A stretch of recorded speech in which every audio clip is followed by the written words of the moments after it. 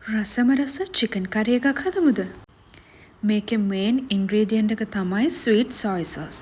Chicken වලට sweet සොයි sauce, ගම්මිරිස්, ලුණු දාලා පැය භාගයක් විතර තියාගන්න ඕනේ. ඊට පස්සේ කරපිංචා, කරාම්පු නැටි, මිරිස්, සුදුලූණු, ලූණු, තක්කාලි මේ වගේ ඔයාට ඕනම දෙයක් කපලා ලැහැස්ති කරගන්න.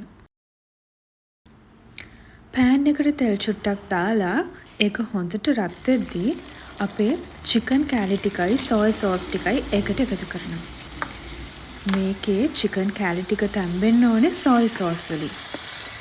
අන්න ඒකෙන් තමයි මේකේ රස එන්නේ. චිකන් කෑලි ටික හොඳට සොෆ්ට් එකට එනවා මෙන්න මේ විදිහට සොයි සෝස් වලින් තැම්බෙද්දී.